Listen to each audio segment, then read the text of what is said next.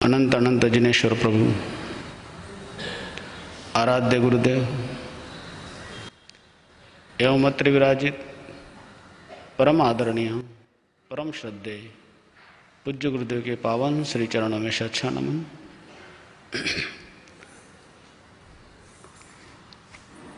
हिमाचल प्रदेश,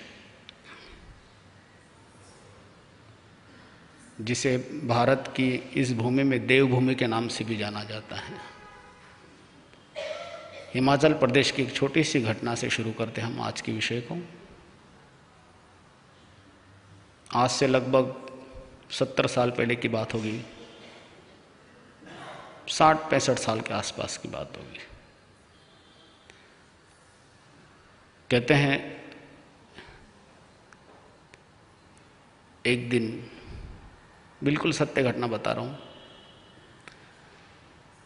10वीं की एग्ज़ाम परिपूर्ण हुए कुछ समय हो चुका था। 10वीं के परिणाम आने के कुछ 2-4 दिन पहले की बात है। कहते 10वीं के परिणाम आने के समय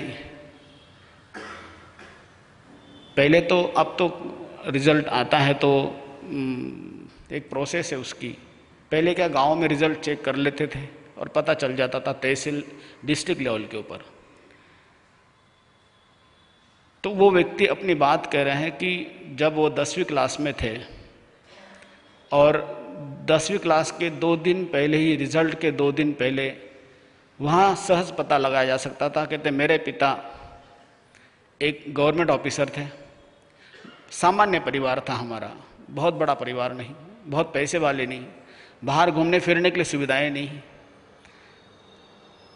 कहते हैं कि 10वीं के परिणाम के आने के 2 दिन पहले ही पिता को पता चला है।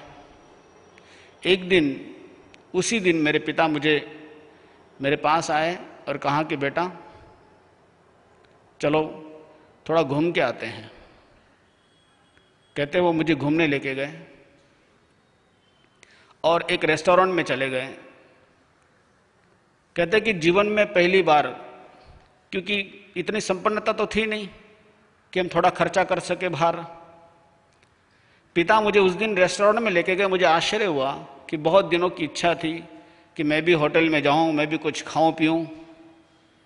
पिता मुझे अपने साथ लेके गए, होटल में बिठाया। कुर्सी पे बैठने के बाद मुझे पूछा तुझे क्या खाना है। मैंने सहज कह दिया कि मुझे समोसे वगैरह खाने हैं। कोई बात नहीं, प्लेट मंगाई, समोसे खाए, 1 2 जितनी इच्छा थी मुझे खिलाया। खाने के बाद पूछते और कुछ इच्छा है तेरी खाने की? बोले कि नहीं, बस इतना ही।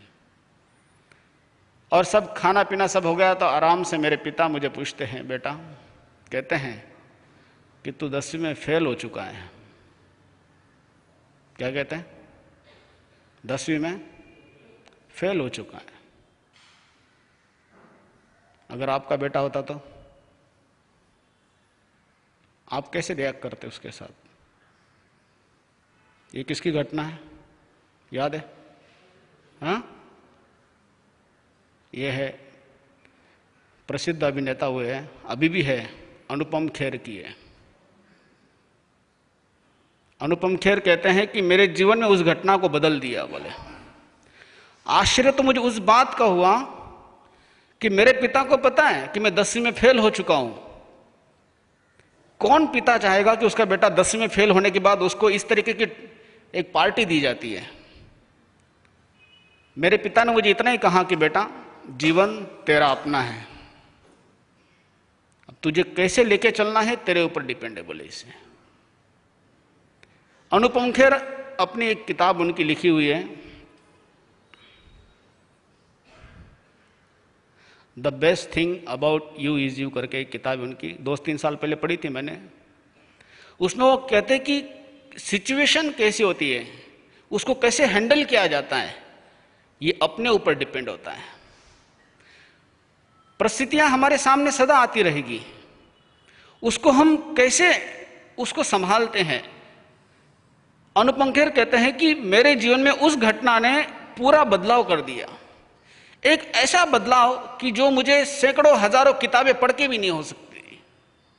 मैं सैकड़ों लेक्चर, व्याख्यान, प्रवचन सुनता तब भी जीवन बदल नहीं सकता था।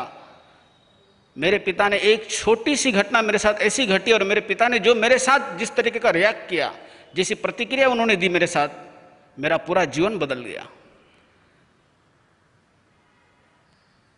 मैं अपेक्षा भी नहीं कर सकता था कि ऐसा भी कुछ हो सकता है।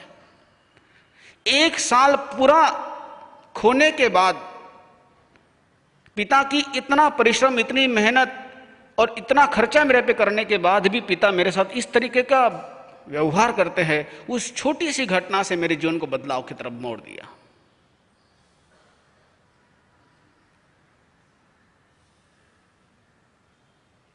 कहते हैं एक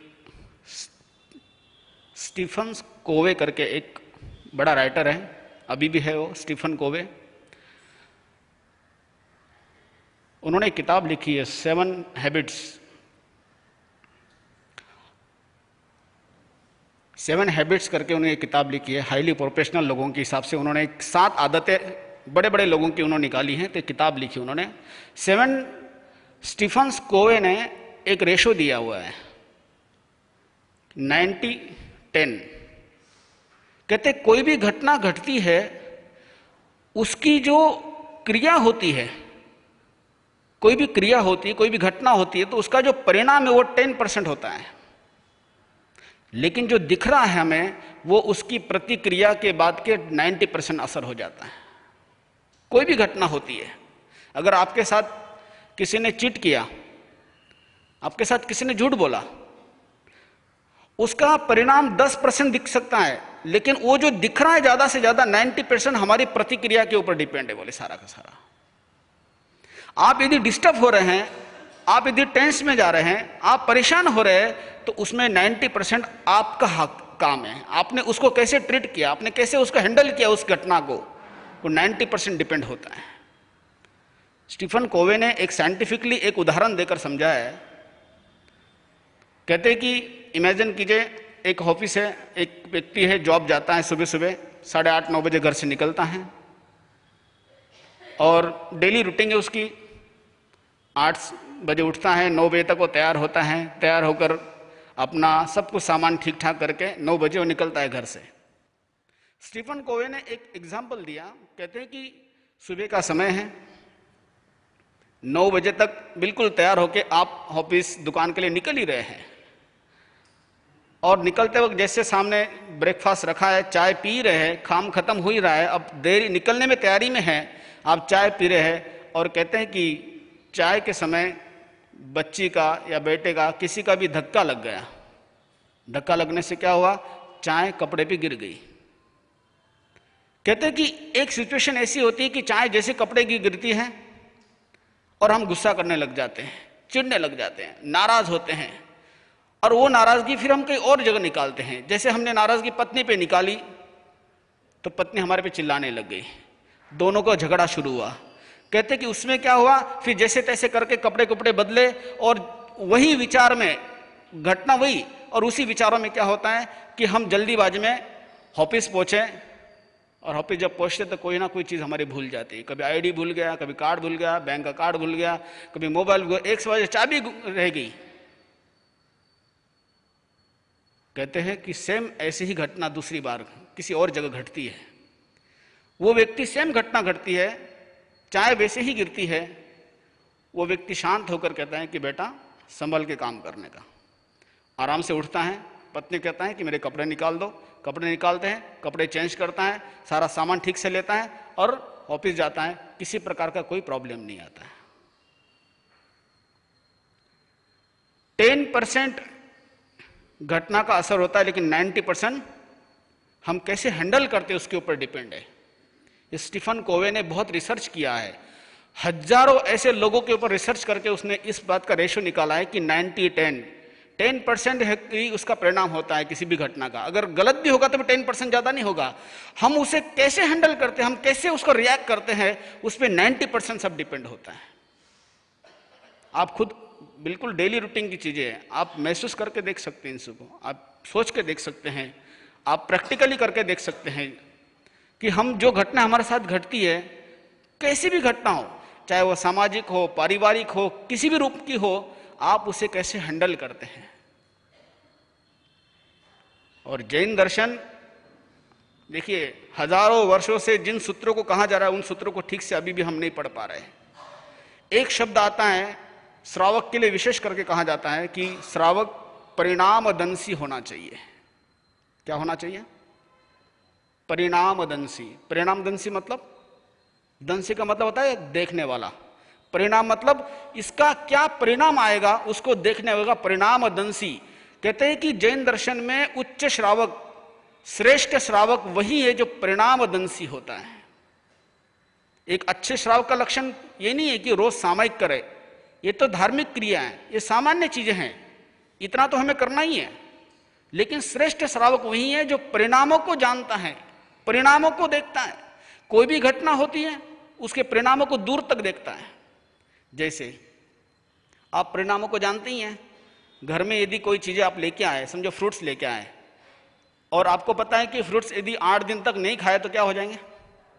खराब हो जाएंगे। उसके परिणाम जानते हैं ना। अब दूध रखा हुआ है आपने, लेकिन आप कहीं घूमने चले गए, 2 दिन हो गए, तो आपको पता है क्या होने वाला है, दूध खराब हो सकता है। आप परिणाम जानते हैं ना, आप परिणाम जानते हैं, इसलिए परिणामों के क्या करते हैं, कोई ना कोई रास्ता निकालते रहते हैं। व्यक्ति किसी भी चीज के जब तक परिणाम जानता है तो वहां प्रॉब्लम्स नहीं आ सकते कभी भी, वहां इजीली सब काम होता रहेगा। हम परिणामों को जानने लग जाएं तो बड़ी से बड़ी समस्याओं का हम समाधान सहज ढूंढ लेंगे, कहीं निकालने के जाने आने की जरूरत नहीं हमारे पास। एक अच्छे श्रावक का लक्षण यह है कि कदम कदम पर वो परिणामों को जाने, मैं जो कर रहा हूं उसका क्या परिणाम आएगा, मैं जो बोल रहा हूं उसका क्या परिणाम आएगा, जो मैं सुन रहा हूं उसका क्या परिणाम आएगा।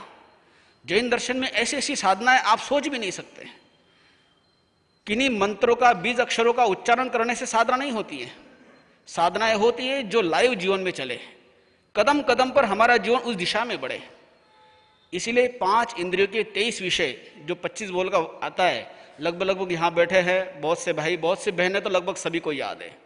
लेकिन क्या हो रहा है, बचपन से लेकर जिन 25 बोलों को हम सीखते हैं वो बस वहां तक रह जाता है कि मुझे 25 बोल आता है, लेकिन जीवनचर्या में ढालने के सूत्र है सारे के सारे। मेरे दृष्टि में जो मैंने थोड़ा सा अनुभव किया, महसूस किया, गुरुदेव से कभी सुनते हैं हम लोग उनके विचारों से, उनके अनुभवों से, तो मुझे लगा कि अगर एक व्यक्ति 5 इंद्रियों के 23 विषय को ठीक से जीवन में ढाल ले तो मुझे नहीं लगता कि उसके लिए और किसी साधना की आवश्यकता है जीवन में। 5 इंद्रियां हैं जो सबसे ज्यादा उपयोग में आती है हमारी, सुनना, सूंघना, देखना, रसनेन्द्रिय, स्पर्शेंद्रिय, और 5 इंद्रियों के 23 विषय होते हैं। विषय मतलब उसके जो सब्सटेंस होते हैं, है ना, उसके आगे की क्रियाएं होती है। आंखों से देखते हैं तो हम कैसे कितने होता है, सुन रहे हैं तो सुनने में हमारा कैसे राग द्वेष कैसे होता है, सूंघ रहे हैं तो सूंघने में राग द्वेष कैसे होते हैं हमारा। ये सारी क्रियाओं को यदि हम थोड़ा सा ठीक करना सीख जाए तो हम परिणाम दंशी की तरफ बहुत आगे बढ़ जाएंगे, हम कॉन्स्टेंट होते जाएंगे, एकाग्रता बढ़ती जाएगी हमारी, भूले होना कम होती जाएगी, और जैसे जैसे भूल होना कम हो जाएगी वैसे ही नए कर्मों का बंधन कम होना स्वाभाविक हो जाएगा। उसमें नया कुछ करने की जरूरत नहीं है आपको। धार्मिक क्रिया एक जगह पे बैठ के की जा सकती है, लेकिन धर्म लाइव किया जा सकता है, निरंतर किया जा सकता है। धार्मिक क्रिया एक जगह पे बैठ के की जा सकती है।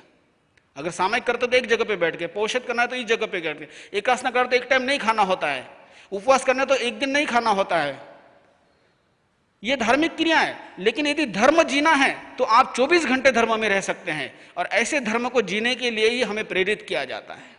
हम 24 घंटे उस जीवन में जिए जहां निरंतर कर्मों का स्रोत बह रहा है, निरंतर कर्मों का बहाव चल रहा है, उसको रोकने की दिशा में हमें अग्रसर कराया जाता है। हमारी सारी धार्मिक क्रिया उस दिशा के लिए बढ़ी हुई है। तो परिणामदंशी, यदि आप परिणामों को जानने लग जाए तो आपके हाथ से गलतियां कम होनी स्वाभाविक हो जाएगी। आपके जीवन में बहुत घटनाएं घटती है। आप कोई भी कपड़ा लेते हैं, मार्केट में जाते हैं तो कैसे लेते हैं, क्या सोचते हैं आप? कभी घड़ा लेने जाते हैं क्या? पानी का घड़ा लेने कभी गए क्या? आप तो कहाँ जानते हैं ना, घड़े भी बंद हो रहे हैं आजकल तो, है ना। ऐसे ऐसे उदाहरण ढूंढ के लाने पड़ेंगे, अब ये उदाहरण भी काम नहीं आ रहे हैं।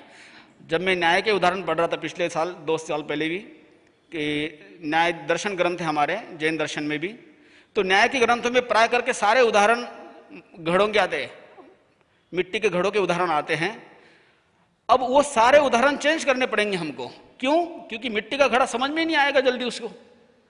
तो अगर वस्त्रों की बात करें, हम कपड़ों की बात करें, आप मार्केट में जाते हैं, कपड़ा देखते हैं, तो कपड़े को आप क्या देखते हैं कि इसका क्या होगा, कितना मजबूत है, कितना चलेगा, कितना दिन टिक सकता है, इसकी क्वालिटी क्या है। ब्रांड के हिसाब से जाओगे तो बात अलग है, ब्रांड के हिसाब से नहीं। अगर वाकई में अगर हम सच्चे परिणामदंशी की दृष्टि से देखें इसका क्या परिणाम आएगा तो हम दिखेगा। ऐसे आप व्यापार में हैं तो व्यापार का भी आप इसी रूप में चलते हैं। एक अच्छा व्यक्ति, अच्छा व्यापारी वही है जो परिणामों को जानकर आगे बढ़ता है। और जैन शास्त्रों में तो हजारों वर्षों से, अनगिनत वर्षों से क्रम चलता आ रहा है। क्या होता है, सूत्र में शब्द थोड़े होते हैं, अर्थ बहुत गहीन होता है, अर्थ बहुत अधिक होता है, उनको समझना होता है। हम सूत्र तो पढ़ लेते हैं लेकिन उसके अर्थों को ठीक से नहीं जान पाते, इसलिए हम समझ नहीं पाया अभी तक कि जैन सूत्रों में, जैन आगमों में, जैन शास्त्रों में कितनी विशेष बातें कही हैं जो रोज रूटीन की बातें हैं। हमें लगता है कि नहीं, जैन आगमों में तो समझ में नहीं आता है, ऐसा नहीं है। अगर हम ठीक तरीके से सोचे, ठीक तरीके से चिंतन करें, अनेक प्रकार से उसका हम व्याख्या करके समझने की कोशिश करें तो हमें समझ में आएगा। मैं वही बात बता रहा था जो स्टीफन कोवे आज कह रहा है। वही बात है हजारों वर्ष पहले कि हम उस स्थिति को कैसे हैंडल करते, वो तभी हैंडल करेगा जब वो परिणामों को जानता होगा। मैं 2 उदाहरण बताए थे, चाय गिरती है उसका कैसे रिएक्ट होता है। व्यक्ति वही रुकेगा जिसको पता हो कि इसके बाद का क्या परिणाम आएगा। तो श्रावक वही अच्छा है कहलाता है कि जिसमें परिणामदंशी हो, परिणामों को जानने वाला हो। आप थोड़ा प्रयत्न कीजिए, अपने जीवन में एक ढालने की कोशिश कीजिए। कोई भी घटना होगी एक बार सोच के कीजिए। आप बिना सोचे करोगे तो बड़ी समस्याओं का निमंत्रण आपके सामने रहेगा। बड़ी बड़ी घटनाएं आपके सामने रोज घट रही है। आज आसपास के हमारे जो रिश्ते रिलेशन है वो इसलिए खराब होते जा रहे हैं कि हम परिणामों को नहीं देख पा रहे हैं, हम नहीं समझ पा रहे हैं। इसीलिए क्या हो रहा है कि नई नई समस्या हमारे सामने बड़ी होती जा रही है।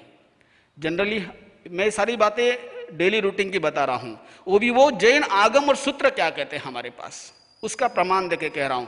हम अलग नहीं चलेंगे, सिद्धांत से ही साथ चलेंगे। जीवन में निर्माण करने के लिए हमें कुछ ऐसी घटनाओं को लेकर चलना होगा, ऐसे सूत्रों को लेकर चलना होगा जो हमारे जीवन को एक सही दिशा प्रदान कर सके। बहुत सी घटना है, बहुत सी कहानियां दृष्टांत बता सकता हूं, समय है तो एक बात को समझिए कि परिणामदंशी, बस इतना सा सूत्र आप लेके जाइए, ठीक है ना। तो अनुपम खेर की जो बात है, उन्होंने कहा कि एक मेरे पिता ने उस सिचुएशन को इतनी अच्छे से हैंडल किया कि पूरी लाइफ बदल गई मेरी। ऐसे ही आपके जीवन में कदम कदम पर, चाहे आपका सर्वेंट हो, चाहे आपके बच्चे हो, चाहे आपके परिवार के लोग हो, आसपास हो, संघ हो, समाज हो, ऐसी कोई प्रॉब्लम्स नहीं है जिसका कोई सॉल्यूशन नहीं हो सकता है। कभी देखा आपने कि प्रॉब्लम्स और सॉल्यूशन नहीं है? ऐसा कभी नहीं हो सकता है। समस्या है इसका मतलब समाधान साथ में है, ताला है इसका मतलब चाबी है। ठीक है, आजकल चाबी नहीं हो तो कम से कम फिंगरप्रिंट्स है या सेंसर है, कुछ तो होगा ना, उसके बिना तो हो नहीं सकता है। तो प्रॉब्लम्स है तो सॉल्यूशन है, लेकिन उसको कैसे हैंडल करना, कैसे रिएक्ट करना, कैसे परिणाम उसके निकालना, तो ये परिणामदंशी एक अच्छे श्रावक किसे कहते हैं? परिणामदंशी। अगर आप परिणामदंशी बन जाओगे तो एक अच्छे श्रावक के रास्ते पर आप बढ़ोगे। इस बात को आप चिंतन करना, मनन करना, जीवन में थोड़ा उपयोग में लाने की कोशिश करोगे तो निश्चित आनंद आएगा। आज इतना ही। ओम शांति।